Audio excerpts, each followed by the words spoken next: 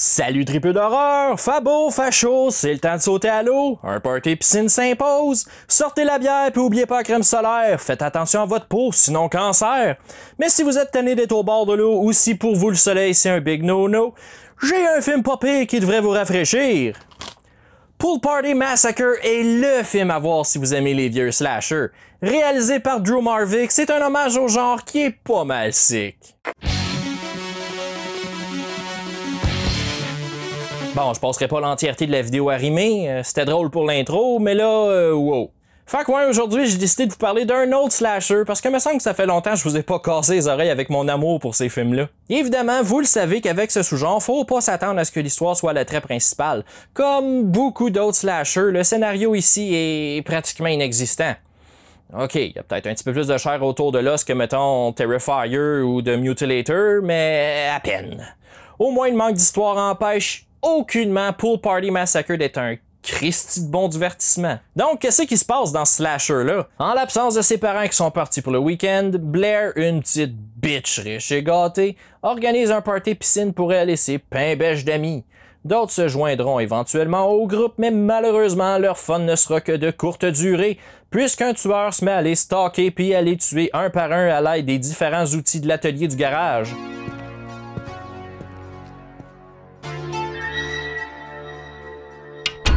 Dire que ces filles-là pensaient que le pire qui pouvait leur arriver était de pogner un coup de soleil. Sorti en 2017, ce petit slasher indépendant met en vedette des acteurs et actrices majoritairement inconnus.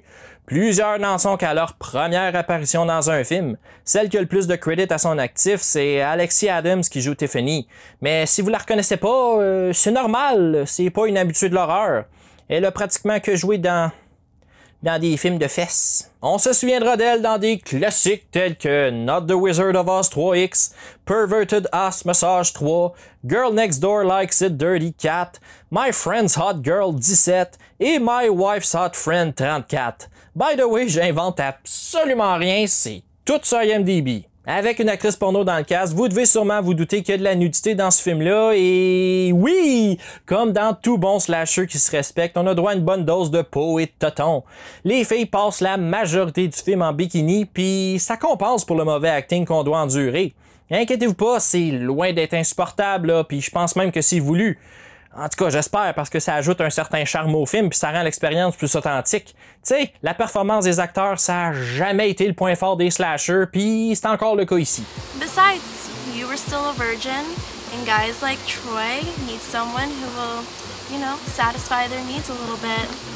Oh, I've heard you satisfying his needs before. It sounds more like torture porn to me. Mais si l'acting est supportable, les personnages, eux, le sont malheureusement un peu moins. J'irais même jusqu'à dire que celui qui est le plus relatable, c'est le tueur, parce que calisse que les filles sont bitch, pis que c'est pas nécessairement intéressant de les voir se shooter des vacheries. Oui, il y a quelques insultes qui sont drôles, mais les dialogues auraient vraiment pu être mieux parce que des fois, c'est l'ombre rien. Avec sa durée de 79 minutes, il y a des scènes qui s'éternisent un peu trop à mon goût, puis on aurait pu facilement couper genre 7-8 minutes au film. Je pense particulièrement à la scène où le personnage de Clay nous fait part de sa théorie concernant Ferris Bueller's Days Off et Fight Club. C'est comique, mais on aurait pu s'en passer. Think about it. Ferris is everything that Cameron wants to be. He's the good-looking, charismatic version of Cameron who isn't afraid to stand up to his dad, and he gets the girl in the end. By the way, avec le tueur, le personnage de Clay, c'est mon meilleur. Hostie qui est drôle. Oh, honey, my dick isn't hard to reach at all. In fact, you could probably reach it from there if you just say the right things to it. Autre point négatif concernant les dialogues, l'editing. Je sais pas trop comment l'expliquer, mais quand un personnage parle, c'est immanquablement lui qui est à l'écran. Il n'y a pas de overlap au niveau du son. C'est un plan, une phrase, un plan, une phrase. C'est pas si pire. C'est rien pour faire décrocher du film, mais c'est juste assez pour qu'après que tu le remarques, ça paraisse en esti. I don't know why she insisted to have the pool party at her house anyways. My parents' pool is twice the size of hers. Plus, we have a water slide. Why do you want a water slide? I thought you couldn't even get your hair wet. That's not the point. Bon, à ce temps que j'ai parlé de ce que j'ai le moins aimé, je vais maintenant parler de ce que j'ai le plus apprécié, c'est-à-dire les motherfucking kills. Tous les meurtres sont on-screen, practical et assez variés. Le tueur a à sa disposition un bel arsenal allant de la hache en passant par les sécateurs, un weed eater et même une power drill. qui est fort probablement un hommage à Slumber Party Massacre.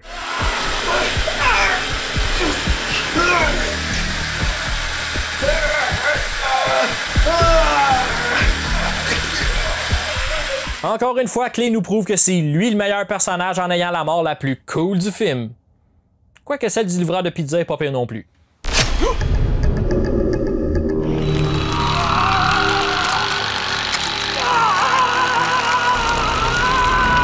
À part ça, c'est bien filmé. Pour un long métrage indépendant, pas de budget, les couleurs sont vives et on a droit à des beaux plans de caméra, dont des plans à la première personne. Chapeau au directeur de la photographie qui a fait une maudite bonne job parce que c'est loin d'être déplaisant à regarder. Puis je dis pas ça à cause de tous les filles en bikini, là. Fun fact, le tournage s'est déroulé à Las Vegas, aux États-Unis, et malgré les apparences, le film a été majoritairement filmé en hiver. La photographie principale a commencé en 2015 au Black Friday et s'est terminée 6 mois plus tard. Il y a eu des jours où la température est descendue sous le point de congélation et d'autres, plus vers la fin, où il faisait près de 40 degrés Celsius. By the way, pour ceux que ça pourrait intéresser, le film est disponible en DVD et en Blu-ray sur le site de Pool Party Massacre et selon moi, ça vaut la peine de l'acheter non seulement pour les encourager, mais aussi parce qu'il y a quelques special features intéressantes, dont un petit making-of, une visite de la maison où ça a été tourné, des bloopers et 2 commentary tracks, une avec une partie du cast et l'autre avec le réalisateur et sa maman. C'est vraiment le fun pour ceux qui, comme moi, aiment voir l'envers du décor. En plus, si le film vous a laissé sur votre faim, sachez qu'il y a eu une campagne Indiegogo pour financer une suite et qu'elle a atteint son objectif. De ce que j'ai réussi à trouver comme information, ce serait supposé sortir en octobre 2020, mais avec la pandémie, je sais bien pas si ça va être repoussé. Reste que fuck que j'ai hâte de voir ça. Surtout qu'on nous a promis une poursuite en bateau si la campagne amassait 25 000 $ et elle en a rapporté un peu plus de 33 000. Si on réussit à faire un aussi bon film avec seulement 6 000 $, imaginez ce qu'ils peuvent réaliser avec ce budget-là. Pool Party Massacre est un bon hommage au slasher des 80s qui se prend pas trop au sérieux. C'est juste le fun. C'est le genre de film qu'il faut regarder avec ses chums, bière entre les cuisses ou joint à la main. Avec son minuscule budget, Drew Marvick a réussi à réaliser un solide slasher qui aurait facilement pu sortir pendant le Golden Age. Ce gars-là aime et connaît l'horreur. C'est pas un producteur sans âme qui s'est dit « Hey, je vais faire une passe de cash en réalisant un film cheap qui va rapporter 20 fois son budget. » Non, c'est vraiment un projet qui le passionnait et ça paraît énormément. Je vous le recommande donc fortement. À la prochaine les tripeux.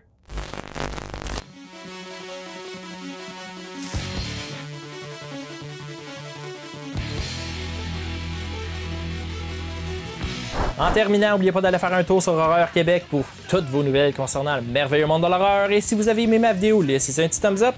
Écrivez un commentaire si vous avez des petits slashers indépendants à me recommander. Et si c'est pas déjà fait, abonnez-vous afin de ne rien manquer sur Horreur FM.